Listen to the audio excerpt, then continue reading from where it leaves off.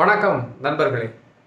கரூர் சம்பவத்துக்கு அப்புறம் விஜய் அரசியல் விட்டு ஒதுங்கிடுவார், பாதிக்கப்பட்ட மக்களை பார்க்கல, அவர் வீட்டில் இருந்தால் இனிமேட்டு வீடியோ போடுவார் அப்படின்னு ஆளுங்கட்சி, எதிர்கட்சி, ஏன் நீதிமன்றம் கூட சொன்னாங்க. பாதிக்கப்பட்ட மக்களை பார்க்காம ஓடி வந்துட்டார் அப்படின்னு சொல்லிட்டு. ஆனால் விஜய் ரொம்ப ஸ்ட்ராங்காக 2-3 நேற்று பண்ணியிருக்காங்க. ஒன்று, மெட்ராஸோட டிஜிபி அலுவலகத்தில் போயிட்டு நேரடியாக ஒரு மனு கொடுத்துருக்காங்க. பாதிக்கப்பட்ட மக்களை நான் பார்க்க போகிறேன், காவல்துறை தகுந்த பாதுகாப்பு கொடுக்கணும், தகுந்த நெறிமுறைகளை வகுக்கணும் அப்படின்னு சொல்லி. அது மட்டும் இல்லை, ஓய்பிரிவு பாதுகாப்பு மத்திய அரசு வழங்குறாங்க, அவங்களுக்கும் ஒரு லெட்டர் கொடுத்துருக்காங்க. இதுலேருந்து என்னன்னா, பாதுகாப்பு கொடுத்தா முழுக்க முழுக்க ஆளும் கட்சியோட ரெஸ்பான்சிபிலிட்டி, கொடுக்கவே இல்லைன்னா நீங்கள் கொடுக்காதனால தான் நான் போக முடியலன்னு சொல்கிறது ஒரு செக். இன்னொன்று என்னென்னா, பாதிக்கப்பட்ட மக்கள் ஒவ்வொருத்தருக்கும் வீடியோ காலில் பேசியிருக்காரு.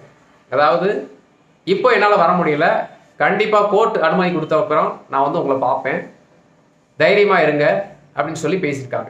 ஏன்னா மிகப்பெரிய ஒரு இன்சிடெண்ட்டில் நீங்கள் என்ன தான் ஆளும் கட்சி நரேட்டிவ் செட் பண்ணாலும், பாதிக்கப்பட்ட அந்த குடும்பத்திலேருந்து கம்ப்ளைண்ட்ஸ் வந்துச்சுன்னா நிச்சயமாக பாதிப்பு இருக்கும்.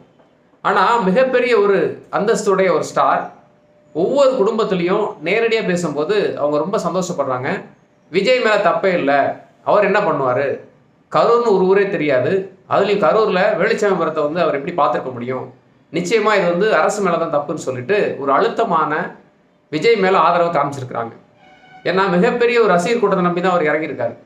ஸோ ஒவ்வொரு மக்களும் இந்த மாதிரி சொல்லும்போது ஆளும் கட்சி தரப்புக்கு இன்னும் அதிகமான நெருக்கடி. ஏன்னா ஒவ்வொரு மக்களும் இனிமேல் என்ன நினைப்பாங்க, விஜய் கூட பேசுறதுக்கான ஒரு வாய்ப்பு இருக்குன்னு தான் நினைப்பாங்க. அவர் மேலே தப்பு இல்லைன்னு சொல்லக்கூடிய ஒரு அழுத்தமான நம்பிக்கையும் இன்னொன்று ஆதரவும் கொடுக்குறாங்க. இது பார்த்தீங்கன்னா விஜய் கண்டிப்பாக தீவிரமான அரசியல் இறங்குவார்ன்றதுக்கு ஒரு அழுத்தமான அடையாளம். நிச்சயமாக இது வேற லெவலுக்கு போயிட்டு இருக்கு. அடுத்த வரிசையை சந்திப்போம். நன்றி.